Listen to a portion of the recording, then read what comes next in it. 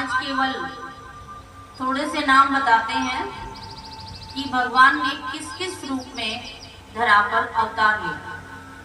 सबसे पहले अवतार में प्रभु ने पहले कुमार सर्ग में सनक सनंदन सनातन और सनत कुमार के रूप में अवतार लिया। इन्होंने ब्रह्मचर्य की पालना का ज्ञान दिया।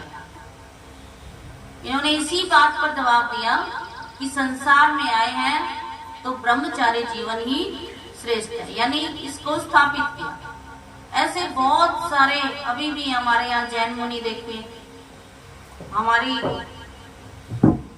कितनी संस्थाओं में इस कुमार सर्ग पर आधारित जीवन व्यतीत करते हैं।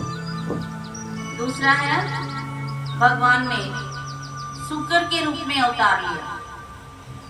कल वर्णन आएगा वराह अवतार। जितने भी अवतार हैं भगवान के, इनका चित्रण हमारी 7 दिन की कथाओं में चलेगा। कब कब किस किस रूप में क्यों अवतार लिया, इनका विशद वर्णन भागवत कथा में सुनेंगे। तीसरा है हमारा देवर्षि नारद का अवतार। इनके बारे में तो आज ही बताएंगे। इनको नारद पांचरात्र भी कहते हैं। और चौथे में है धर्म पत्नी मूर्ति के गर्भ से नर नारायण का अवतार।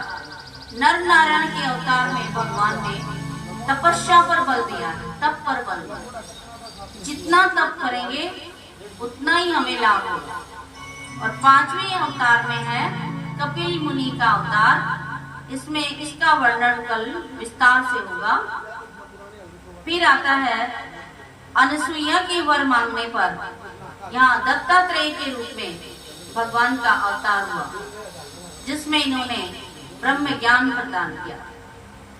और प्रजापति रुचि प्रजापति के यहाँ आकुति नाम की पत्नी के द्वारा यज्ञ के रूप में भगवान ने अवतार लिया।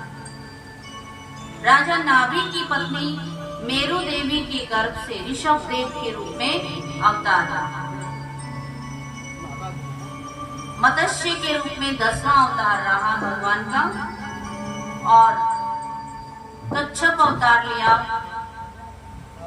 मोहिनी रूप में अवतार लिया, नरसिंह रूप में अवतार लिया। भगवान ने अनेक अवतार लिए। वामन के रूप में अवतार लिया, परशुराम के रूप में लिया, पाराशर के पुत्र व्यासदेव के रूप में अवतार लिया भगवान ने। और वेदों के 4 हिस्से किए। जो ब्रह्मा जी ने एक वेद सुनाया था, उसके व्यासदेव जी ने 4 हिस्से किए और उन 4 हिस्से बांट करके 18 पुराणों की रचना की, उपनिषदों की रचना की, ब्राह्मण की रचना की। और अगले अवतार में भगवान ने राम कृष्ण यानी बलराम और कृष्ण के रूप में अवतार लिया। और फिर भगवान कृष्ण ने स्वयं कन्हैया के रूप में अवतार लिया और कल्कि रूप में अवतार लिया। और इस प्रकार से अनेकों अवतार भगवान ने धरा पर लिए हैं। कब कब लिए हैं, इसका वर्णन आपको सुनाते हैं। इन अवतारों के नाम यदि हम प्रतिदिन सुबह शाम लें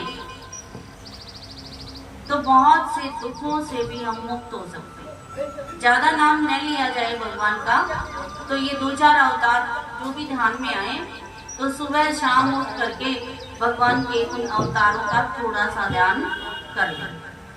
इदं भागवतम नाम पुराणम ब्रह्म संहितम उत्तम श्लोक चरितम चकार भगवान ऋषि। प्रायोपविष्टम गंगायाम परितम परम ऋषि भी कृष्णे स्वधामम उपगते धर्म ज्ञानादि वसन। सूत जी महाराज कहते हैं कि सुखदेव जी ने राजा परीक्षित को गंगा के किनारे पर इस कथा को सुनाया था उनकी मुक्ति के लिए। मैं उस कथा में था और उसी कथा को मैं तुम्हें सुनाने जा रहा हूं। बोलिए कृष्ण कन्हैया लाल सांवरिया सरकार की। जब भगवान व्यास देव जी ने इतने सारे शास्त्रों का निर्माण कर दिया और उनको संतुष्टि प्राप्त नहीं हुई, उनके मन में असंतोष सा बना रहा, तब नारद जी उनसे आकर के मिलते हैं और नारद जी पूछते हैं कि तुमने इतने शास्त्रों का निर्माण किया और आपको आत्म संतुष्टि नहीं। तो व्यासदेव जी भगवान कहते हैं कि मुझे संतुष्टि इसलिए नहीं है कि आने वाले समय में लोग जो है आलसी होंगे। आलसी होने के कारण भगवान का ध्यान नहीं कर पाएंगे। हम आलसी हो जाते हैं, क्यों हो जाते हैं?